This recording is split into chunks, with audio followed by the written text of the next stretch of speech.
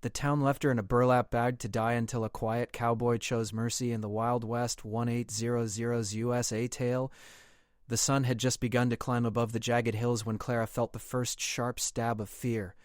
The town, usually quiet in the early morning, was already alive with murmurs and whispers. Dust swirled through the narrow streets, carried by the faint breeze, and the clatter of wooden shutters against their frames added to the tension that seemed to hang over every building. Clara's heart pounded in her chest as she hurried along the main street, trying to appear calm, but she knew the eyes of the townspeople were on her. They watched everything she did, as though waiting for the moment when they could act on the anger that had been building for days. It had started with small things, rumors whispered behind closed doors, half-truths told by people who never knew the whole story. Clara had always tried to live quietly, helping her neighbors when she could, tending to the small garden she maintained near the edge of town. But in a place like this, the wrong word, a glance in the wrong direction, or being in the wrong place at the wrong time could turn people against you faster than a rattlesnake strike. And now Clara was about to find out just how cruel human fear and suspicion could be. Her steps quickened as she passed the general store, where a group of men lingered outside, leaning against the wooden railing. Their eyes followed her, cold and accusing. She could hear them muttering under their breaths, their voices like sharp knives in the still morning air. Her palms were sweaty, her fingers trembling. She wanted to turn and run, but there was nowhere to hide in this town that had grown so small and narrow in her mind. Every door, every corner seemed to hold eyes ready to judge her, to condemn her. The feeling of isolation pressed down on her chest like a heavy weight. Clara had never felt so alone. Then came the shouting. It started with one man, his voice harsh and commanding, cutting through the murmurs like a whip. "There she is, that woman!" Others joined in, their anger feeding off each other, growing louder with every step. Clara's heart sank as she realized that the whispers had turned into action. She had been marked accused of a crime she didn't commit, and there was no one to stand between her and the wrath of the town. Clara ran, but it was useless. Hands grabbed her from behind, strong and unyielding. She struggled, but there were too many, and their grip was relentless. Panic surged through her, and her mind raced for an escape that didn't exist. The men dragged her down a side street that opened onto the edge of town, where the buildings ended and the dry, unforgiving land began. Here, the town's judgment would be delivered, far from the eyes of any outsiders who might interfere. A burlap bag was thrown over her head, coarse and rough against her skin. The smell of the sack was earthy and suffocating. Clara clawed at it, desperate to breathe, to see, to make sense of what was happening. The ground beneath her feet was uneven, rocky, and she stumbled as the men forced her forward. She could hear their boots crunching against the dirt, their voices shouting commands and warnings, but everything was muffled, distorted by the heavy sack over her head. Fear wrapped around her like a shroud, thick and suffocating. The men stopped at the edge of a small ravine, where the town's anger had decided to meet its victim. They spoke among themselves, their words low and rough, but Clara could sense the intent. They intended to leave her here, alone, to face the elements and the wilderness that stretched beyond the town. She tried to plead, her voice caught in the burlap, muffled and desperate, but no one answered. No one cared. The town had made its decision, and the weight of its collective judgment pressed down on her like a stone. Hours passed, or perhaps it was only minutes, before the men finally departed, leaving her alone in the harsh sun. The burlap bag was heavy and hot, pressing against her face, and the coarse fibers scratched at her skin. She coughed and sputtered, gasping for clean air. Her arms and legs ached from the struggle, and every movement seemed to make her more exhausted. She tried to move, to turn over, to find a position that was at least tolerable, but the bag limited her. The world was dark and silent, except for the faint rustle of the wind through the dry grass and the occasional cry of a bird in the distance. As she lay there, fear and despair mingling with the heat and discomfort, Clara's mind raced. How had it come to this? She had always tried to do what was right, always tried to help where she could, and yet here she was, abandoned and condemned. The injustice of it all felt almost physical, pressing on her chest and making it hard to believe. She felt tears burn in her eyes, but she wiped them away, knowing that crying would not change her situation. Survival would, and somehow, against all odds, she had to find a way to survive. The sun climbed higher, and the heat grew unbearable. Clara felt her energy waning, her body weakening under the relentless sun and the stress of fear. The dry, dusty air seemed to sap her strength with every breath. She tried to calm her mind, to think clearly, but panic kept creeping in, a shadow at the edges of her thoughts. She imagined the town continuing with its day, people laughing and working, completely unaware or uncaring of the suffering they had inflicted. It was a thought that made her stomach churn and her heart ache. But even in the darkest moments, a small spark of hope remained. Clara thought of her mother, who had always told her that courage was not the absence of fear, but the ability to face it. She clung to that memory, repeating it to herself like a mantra, willing herself to keep breathing, to keep thinking, to keep trying. Somewhere out there, beyond the hills and the wilderness, there might be someone who would help, someone who would see her not as a criminal or a target. She could only pray that they existed. As the day dragged on, the sounds of the town faded completely, replaced by the quiet rhythm of the wilderness. The wind whispered through the grass, carrying with it the faint scent of sage and dry earth. Birds circled overhead, and the occasional rustle in the underbrush reminded Clara that she was not entirely alone. Yet the vastness of the open land was overwhelming. Every hill, every rock, every shadow seemed like a potential threat. And still she held on, her body weak but her spirit not entirely broken. The human will to survive, she realized, was stronger than any burlap bag, stronger than any town's cruelty. Night approached slowly, the sky turning from bright blue to deep orange and purple. The temperature began to drop, and Clara shivered despite her exhaustion. The stars emerged, tiny points of light in the vast darkness, and for the first time, she allowed herself a thought that felt almost daring. Maybe tomorrow, something could change. Maybe someone would come. Maybe she would not be left to face this fate alone. She focused on that small possibility, holding it close as she drifted in and out of a restless, uneasy sleep. Even in that sleep, her mind was alive with fear and uncertainty. Dreams of escape mingled with the harsh reality of her situation. She dreamed of running through the town, of shouting and being heard, of finding a place where she belonged, and somewhere in the edges of those dreams, a figure appeared. A lone cowboy, quiet and strong, moving through the wildlands as if he belonged to them. His presence was calm, reassuring, a sharp contrast to the chaos and cruelty of the town. Clara did not know who he was, but even in the fog of dreams she felt a glimmer of hope. Perhaps he was the answer to her prayers. As the first stars faded with the coming dawn, Clara opened her eyes again, the burlap still pressing against her face. She knew the day would be long, filled with sun and heat and danger. Yet for the first time since she had been abandoned, she allowed herself a small thought. Perhaps she would not face this alone. Perhaps someone would come, someone who would choose mercy over cruelty.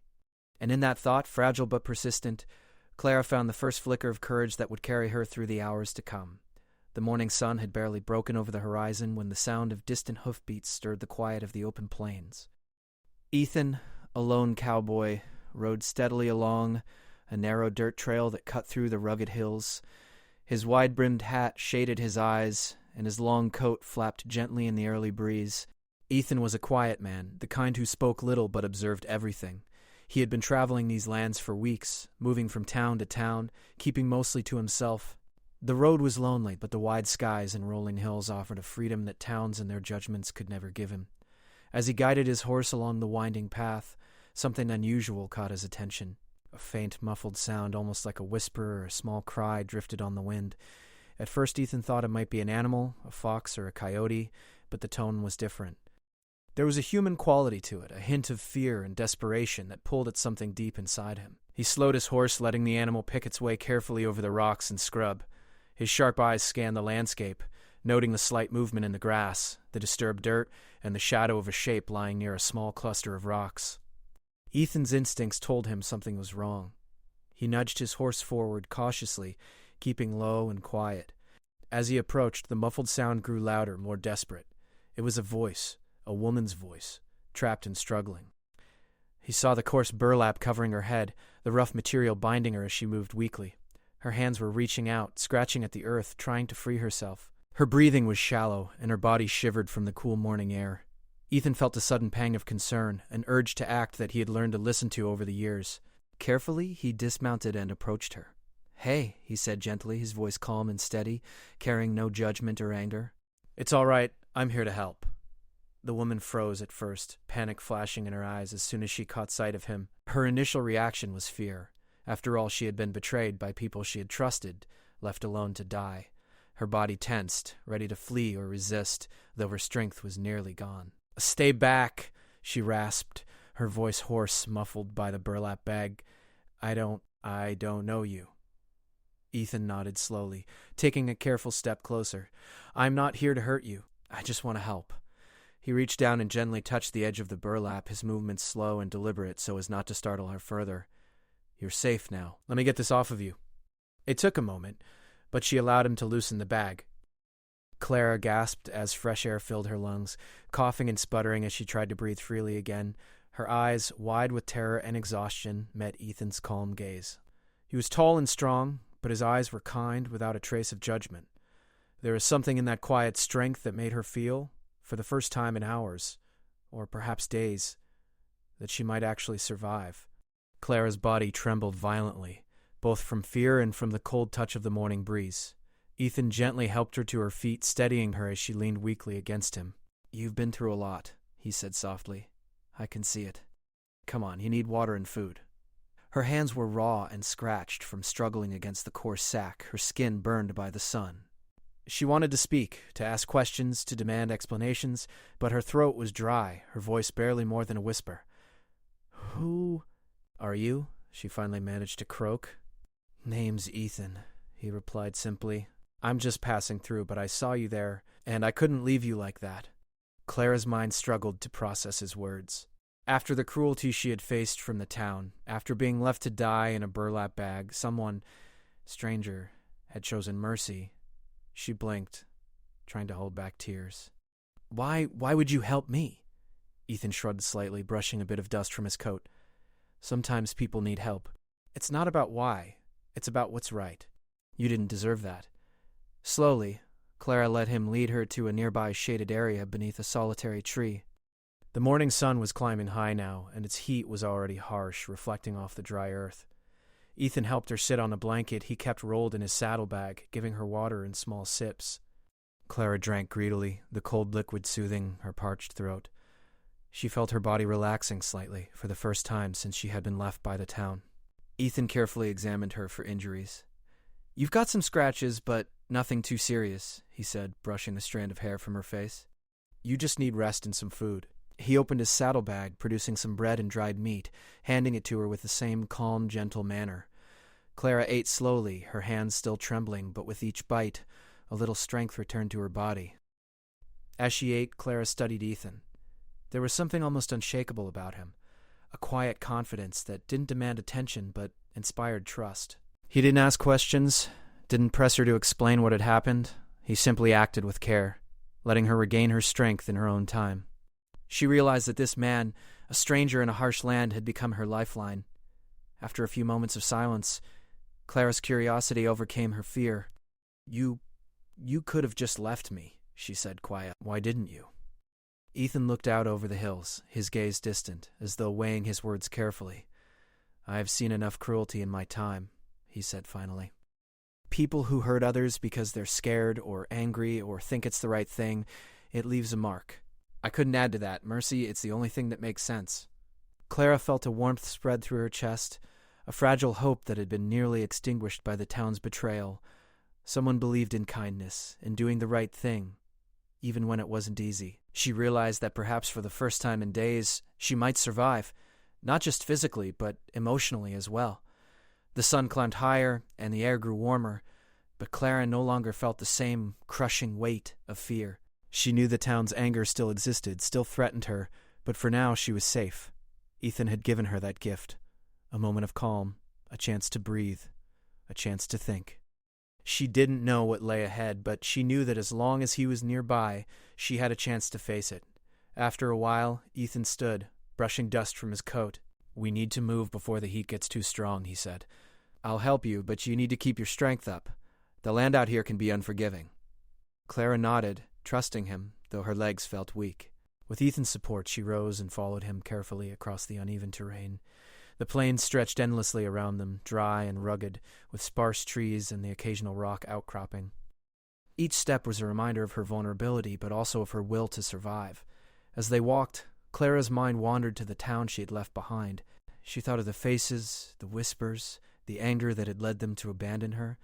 But then she looked at Ethan, steady and determined, and she realized something.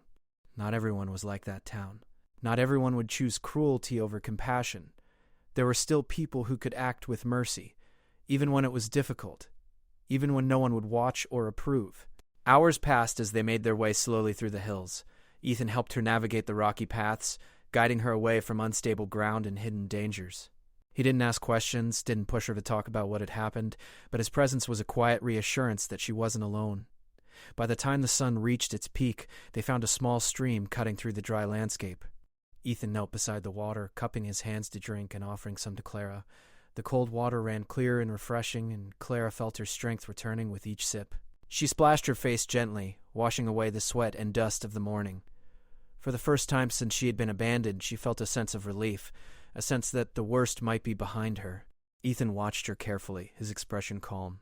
"We'll rest here for a bit," he said. "Then we can keep moving.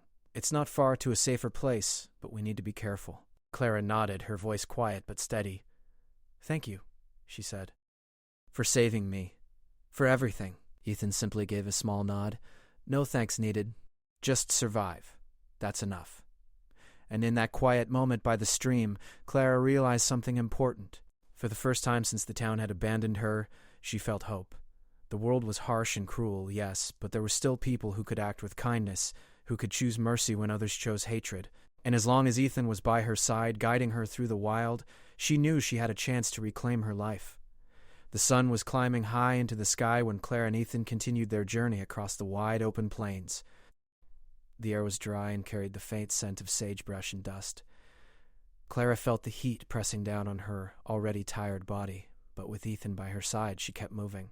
Each step was careful, measured, as they navigated the rocky ground and narrow trails carved by years of wind and rain. Her legs still ached from the rough terrain and the exhaustion of the past day, but she could feel a small spark of strength returning with every cautious stride. Ethan walked beside her, his eyes scanning the land constantly. He seemed to know every twist and turn of the hills, every rock that could trip a careless step, and every shadow that might hide danger. Yet he did not rush her, did not push her beyond her limits.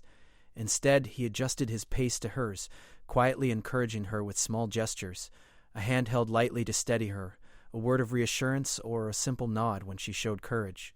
Clara noticed the calm confidence in him, the way he seemed to move with the land rather than against it. She found herself trusting him more and more, her fear beginning to fade, replaced by a cautious sense of hope. The morning passed slowly as they made their way across the hills. Occasionally, the wind would stir, lifting the dust and dry grass into small swirling clouds that made Clara sneeze and squint. She stumbled over a hidden rock, and Ethan was immediately at her side. "Careful," he said, steadying her with a firm grip on her arm. "This land can be tricky, but you're doing fine. Just take your time." Clara nodded, grateful for his support. His presence was steady, like a quiet anchor in a world that had felt chaotic and cruel only hours before. As they walked, she began to notice small details she had overlooked in her panic and fear. The hills were dotted with wildflowers that clung stubbornly to the dry soil. Birds called to each other from the rocky outcrops, and the distant mountains shimmered with shades of blue and gray under the morning sun. Even in this harsh, unforgiving land, life found a way to persist. It reminded her that perhaps she too could survive and grow stronger despite everything that had happened. After several hours of walking, they stopped by a narrow creek cutting through the hills. The water was cool and clear, running over smooth stones and creating a gentle, soothing sound that made Clara feel more at ease. Ethan knelt by the water, cupping it in his hands to drink and offering some to her. She drank deeply, the cold liquid refreshing and invigorating. For the first time since she had been abandoned by the town, Clara allowed herself to relax, even if only a little. Ethan unpacked a small bundle from his saddlebag, revealing some dried meat and bread. He offered it to Clara, who ate slowly, savoring every bite. Her body was still weak, but with each mouthful, she felt a little more alive, a little more ready to face the challenges ahead. While she ate, Ethan kept watch, his eyes scanning the hills and the trees, alert for any sign of trouble. Clara noticed how natural he seemed in this land, how every movement was precise yet calm, as if he belonged to the wilderness in a way she never could. When they had rested enough, Ethan stood and extended his hand to Clara. "We should keep moving," he said. "The town's men might realize you're gone soon, and it's better to be far from them. We'll take the hills to the north. It's safer there, and there's a place where we can rest properly before nightfall." Clara took his hand, letting him help her to her feet. The journey resumed, slower than before, but steady. As they moved, she began to ask questions, curiosity overcoming her fear. "How do you know this land so well?" she asked quietly. Ethan glanced at her briefly, a small smile tugging at the corner of his mouth. "I've traveled these hills for years," he replied. "You learn to read the land, to know where it's safe to walk and where it's dangerous. The wilderness teaches you if you pay attention." Clara nodded, fascinated. She had never spent much time outside the town, never had the chance to see the land and its raw, untamed beauty. Even in her fear and exhaustion, she felt a strange sense of awe at the vastness of the world around her. For the first time in her life, she realized how small the town had made her feel, how limited her world had been. Here among the hills and the open skies, she could breathe freely, could think freely, could begin to imagine a life beyond fear. The hours passed, and the sun climbed even higher, making the journey harder. Clara's energy began to wane, and she had to stop often to catch her breath. Each pause was an opportunity for Ethan to check on her, offering her water, guiding her gently over uneven ground, or simply letting her rest while he scanned the horizon for danger. Though he said little, his presence was a constant reassurance, a reminder that she was not alone. As they moved into a narrow valley, the terrain grew rougher. Rocks jutted out from the ground, and the path became steeper. Clara stumbled once, then again, and Ethan's steady hand caught her before she fell completely. "Take it slow," he said. "You're doing fine. Just keep going one step at a time." Despite the challenges, Clara felt a growing sense of determination. She realized that every step she took was an act of survival, a defiance of the fear and cruelty that had nearly claimed her life. With Ethan guiding her, she began to feel capable of more than she had imagined. The land, harsh and unyielding, was teaching her resilience, just as the town had taught her caution. By late afternoon, they reached a small grove of trees that offered shade and a break from the relentless sun. Ethan led Clara to a soft patch of grass, helping her sit down and rest. The creek nearby provided a gentle, continuous sound that calmed her racing thoughts. She closed her eyes for a moment, letting herself simply breathe, to feel the world around her without fear. Ethan kept watch, but he also took the time to teach her a little about survival. He showed her how to find safe water, how to move carefully over rocks, and how to recognize signs of danger in the wilderness. Clara listened intently, soaking in every word. She realized that with knowledge and guidance, she could navigate this land and protect herself in ways she had never imagined. As the sun began to lower, painting the sky with streaks of orange and pink, Ethan suggested they set up a small camp for the night. He gathered some firewood and built a modest fire while Clara helped in whatever ways she could, her hands still trembling from the day's exertion. The fire crackled and warmed them, a small comfort against the growing chill of the evening. While they sat by the fire, Clara found herself opening up in ways she had not with anyone before. She told Ethan a little about the town, about how she had been treated, about the fear and isolation she had felt. Ethan listened quietly, never interrupting, never judging. His calm presence made it easier for her to speak, and she found a strange sense of relief in sharing her story with someone who genuinely cared. Ethan, in turn, shared a little about his life, though he kept many details to himself. He spoke of the road, of the places he had seen, and of the people he had met, both kind and cruel. Clara listened, fascinated by his perspective, and she began to see that the world was wider than the town that had abandoned her.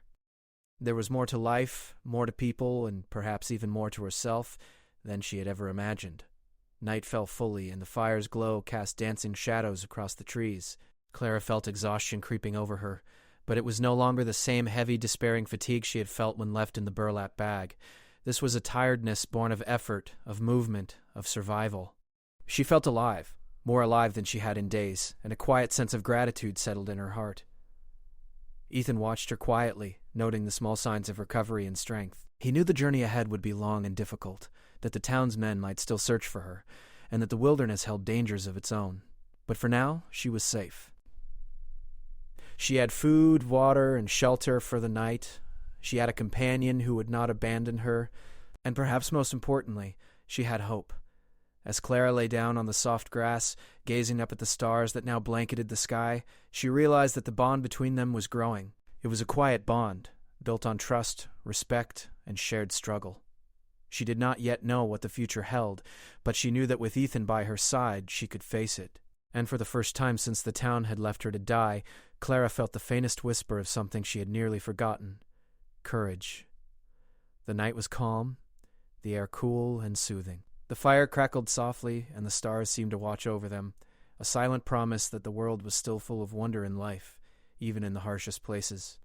Clara closed her eyes, letting herself rest fully for the first time in days, knowing that tomorrow would bring new challenges, but also new opportunities for survival, growth, and perhaps even freedom. The next morning the sun rose slowly over the rugged hills, casting long shadows across the land. Clara woke to the gentle sound of birds calling and the soft rustle of leaves in the breeze. For a moment she allowed herself to enjoy the quiet and the warmth of the early sun. Yesterday's fear felt distant, though her muscles still ached from the climb through the hills and the effort of keeping up with Ethan. She turned and saw him already awake, tending to the small fire they had left burning overnight. His calm presence made her feel safe, as though nothing in the world could harm her while he was near. "Morning," Ethan said quietly, glancing at her. "We should move soon. There's a narrow pass ahead that will take us further from the town. It's safer, but we need to be careful." Clara nodded. She had begun to trust him completely, and she knew that following his guidance was her best chance of staying safe. They ate a small breakfast of bread and dried meat, the morning air cool and fresh. The hills around them were quiet, peaceful, almost serene, but Clara felt a lingering tension. She knew the town's anger had not disappeared. Someone might come looking for her, and she would have to be ready. As they began their journey again, Ethan led her carefully along the narrow path that wound between the rocks and the dry brush. The land was steep in places, and the uneven ground demanded every ounce of attention from Clara. Ethan stayed close, offering support when she stumbled and moving ahead to scout the path. Every so often he would pause and listen, his eyes scanning the distant hills. Clara began to notice a change in him when he did this, a subtle tightening of his jaw and a sharper focus in his gaze. Something was coming, she realized, though she didn't yet know what. Hours passed as they moved steadily through the hills. The sun climbed higher and the heat became intense. Clara felt herself growing tired again, but Ethan encouraged her gently, offering water and steady words of reassurance. "Almost there," he said at one point. "Just a little further and we can rest in the shade. Keep going." Suddenly, a sound carried over the wind, faint but unmistakable, the sound of hooves pounding against the hard earth. Clara froze, her heart leaping into her throat. Ethan's eyes narrowed and he moved instinctively to shield her. "They found us," he said quietly. "Stay calm. We'll get through this." From a ridge above, a group of men appeared, their faces set with determination and anger. The town's men had tracked them, following the trail they had left in the soft earth. Clara's stomach churned with fear. They were outnumbered, and she was still weak from the past 2 days of travel. Panic threatened to overtake her, but Ethan placed a steady hand on her shoulder. "Listen to me," he said firmly. "We don't have to fight. We can outsmart them if we stay calm." He scanned the terrain quickly and pointed to a narrow canyon nearby. "There's a path through there," he said. "It's rough, but it will give us cover. We can make it if we move carefully." Clara nodded, trusting him completely. She had learned over the past 2 days that Ethan was calm and clever, and she had no reason to doubt him now. Together, they moved quickly but quietly toward the canyon. Clara kept low, following Ethan's lead as he guided her over the rocks and through the brush. The men on the ridge shouted after them, but the canyon's walls soon muffled their voices, making it harder for them to aim or move quickly. Clara felt a surge of relief, knowing that the landscape itself could protect them if they used it wisely. The canyon was narrow and winding, with high walls of rock on either side. Ethan led Clara carefully, checking each step and making sure she didn't stumble. The sunlight barely reached the floor of the canyon, and the cool shade was a welcome relief from the hot plains above. Clara's heart still raced, but she felt a growing sense of confidence. With Ethan guiding her, she could face challenges she would never have imagined facing before. As they moved deeper into the canyon, the men's voices grew fainter, and for a moment Clara allowed herself to hope that they might escape without confrontation. But then one of the men appeared around a bend ahead, blocking their path. Clara froze, fear washing over her like cold water. Ethan's eyes flicked to the man, then to the narrow walls of the canyon. He motioned for Clara to stay close and silent. Ethan didn't panic. Instead, he thought quickly, analyzing the canyon and the man blocking their way. He noticed a small ledge above, just wide enough to climb and gain higher ground. "Follow me," he whispered, taking Clara's hand and guiding her toward the ledge.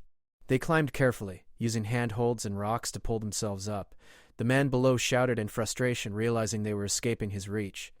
From their higher position, Ethan could see the rest of the men further back, struggling to navigate the narrow canyon. He knew they had the advantage now. "Stay here," he told Clara. "We're going to move around them and create a path to safety." Clara nodded, her trust in him complete.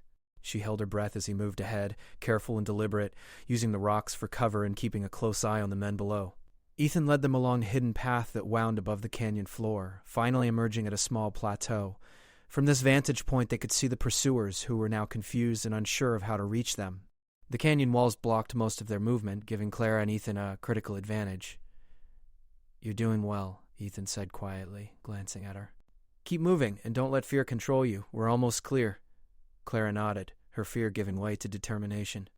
She realized that courage was not the absence of fear, but the ability to act despite it. With Ethan's guidance, she felt capable of facing challenges she never thought she could survive. The men below tried to find another path, shouting and calling to each other, but the canyon's twists and turns made coordination difficult. Ethan led Clara along the plateau, careful to stay hidden from view. They moved slowly, but with each step, they gained more distance from the town's wrath. Clara felt a growing sense of relief and pride. She had faced fear, exhaustion, and danger, and she was still standing. As the afternoon sun began to lower, Ethan guided them to a small grove of trees beyond the plateau. The trees provided shade and cover, and a gentle breeze rustled the leaves, bringing a sense of calm after the tension of the canyon. Clara sank to the ground, exhausted but relieved. Ethan sat beside her, scanning the horizon for any sign of the men who had pursued them. "They won't give up easily," he said finally. "But for now, we have a chance to rest. Stay close, keep your strength up, and we'll move again before sunset." Clara nodded, grateful for the brief respite. She had survived the confrontation, and she was learning that clever thinking and calm determination could overcome even the most dangerous situations. As they rested, Clara reflected on the events of the day. She realized that fear could be controlled, that danger could be managed with careful thought, and that trust in the right person could make all the difference. Ethan had shown her the power of patience, intelligence, and courage. She felt a growing bond with him, a sense of shared struggle and mutual respect that went beyond words. The sun dipped lower, painting the sky with shades of orange and pink. Clara and Ethan prepared to move again, knowing that the day was not yet over and that challenges would continue to arise. But for the first time, Clara felt confident that they could face whatever came next. The courage she had discovered within herself, combined with Ethan's guidance, gave her hope for the future, a hope that had seemed impossible only days before. As they set off toward the next stretch of the wilderness, Clara felt a quiet determination settle in her chest. She would not be a victim of fear or cruelty. She would survive. She would fight, not with violence, but with courage, intelligence, and the strength of her will. And with Ethan by her side, she knew that she could face anything the land or the town could throw at them. The canyon and the plateau had tested them, but they had emerged stronger, more aware, and more connected. The wilderness, harsh and unforgiving, had also taught Clara a lesson she would never forget, that mercy, courage, and clever thinking could outmatch fear, anger, and cruelty. And as the stars began to appear in the twilight sky, Clara realized that a new chapter of her life was beginning, one defined not by the town's judgment, but by her own choices, her own courage, and the quiet strength of the cowboy who had chosen mercy when others had chosen cruelty.